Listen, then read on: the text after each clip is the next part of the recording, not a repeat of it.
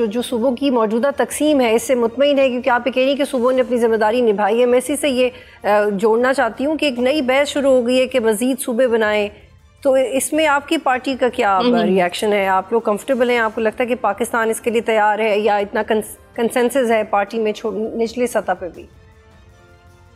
बतूल, मैंने कल भी एक टॉक शो में ये बात की थी और मुझे तो ये लगता है कि ये बहस शुरू नहीं हुई, ये बहस शुरू कराई जा रही है। और यकीनी तौर पे जब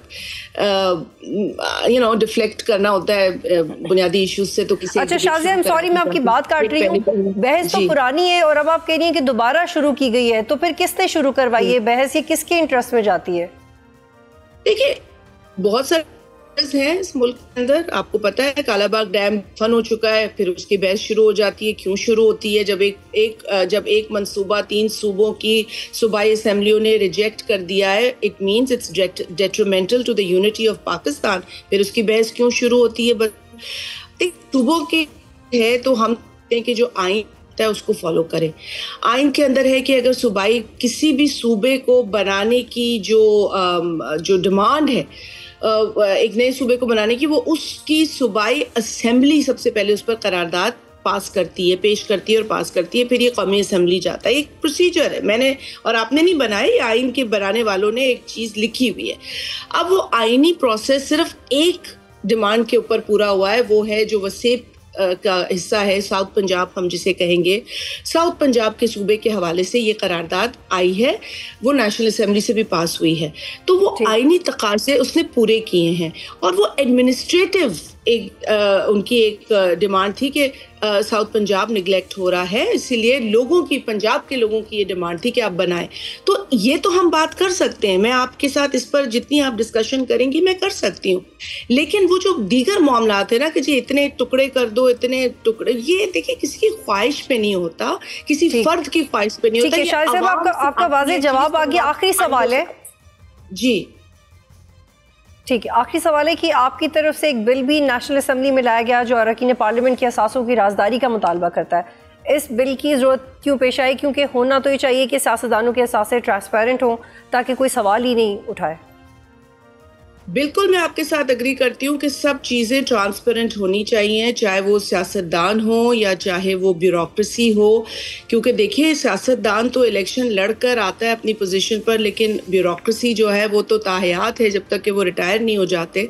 तो मुझे अफसोस इस बात पे होता है बतूल, बल्कि मुझे आपके सवाल पे तो खैर खुशी हुई कि आपने मुझसे सवाल किया और मैं आपको बताऊँगी कि इसका बैकग्राउंड क्या है। क्योंकि मुझे अफसोस यह है कि ये तनकीद तो हो रही है कि जी एक ऐसा बिल आया है जिसमें कि मुकम्मल तौर पर कोई ऐसी रिलीफ नहीं दी गई सियासतदानों को। उसमें भी जो दोनों हाउस हैं पार्लियामेंट के, उनके कस्टोडियंस को ये इख्तियार दिया गया है कि वो ये चीज़ अलाउ कर सकते हैं। लेकिन इससे कबल एक बिल आया है जो सिविल सर्वेंट्स एक्ट है, और प्लीज़ बतूल इसको दे, उसमें जिस तरह असासों को कंसील करने का प्रोविजन हुकूमत ने सिविल सर्वेंट्स के लिए डाला है, हैरानकुन बात तो वो है। जब हमने देखा कि आइन का आर्टिकल 25 वायलेट हो रहा है और एक एक्सेप्शन दी जा रही है सिविल सर्वेंट्स के एक्ट के अंदर, तो वो एक्सेप्शन क्यों नहीं मिल सकती? तो ये बहस शायद इसलिए भी शुरू हुई है कि आप दीगर चीज़ों को भी देखें। मतलब अगर एक सियासतदान ये कहे कि जी मेरे भी बच्चे हैं, मेरी भी बेटी है, बेटा है, फैमिली है, हम नहीं चाहते कि उनको ओवर एक्सपोजर मिले, आप मेरी अकाउंटेबिलिटी करें। 100 बिस्मिल्लाह, हर 5 बरस के बाद तो करते हैं ना मेरी अकाउंटेबिलिटी, मेरी आवाम करती है, मुझे वोट देती है, जिसको वोट नहीं देना होता उसको रिजेक्ट करती है, ये एक अकाउंटेबिलिटी भी है। लेकिन जो ओवर एक्सपोजर है उसके बैलेंस को हमने एक कोशिश की है। हालांकि इससे जो आप कह रहे हैं ना तासुर के हमने बरी किया है, बिल्कुल वो लैंग्वेज नहीं है। हाँ, ये लैंग्वेज उस बिल के अमेंडमेंट है जो गवर्नमेंट पास करा चुकी है, जो कि सिविल सर्वेंट्स के लिए है। तो हम कब इस चीज़ को देखेंगे?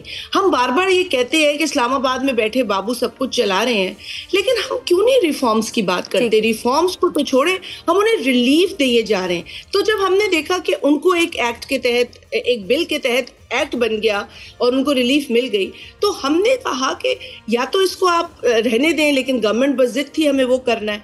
तो जब गवर्नमेंट ने हमें बिल्कुल ही नहीं दिया उस तरीके का रिस्पॉन्स कि they can consider this and go back, then we move forward with it. अब भी हम ये बहस कर रहे हैं।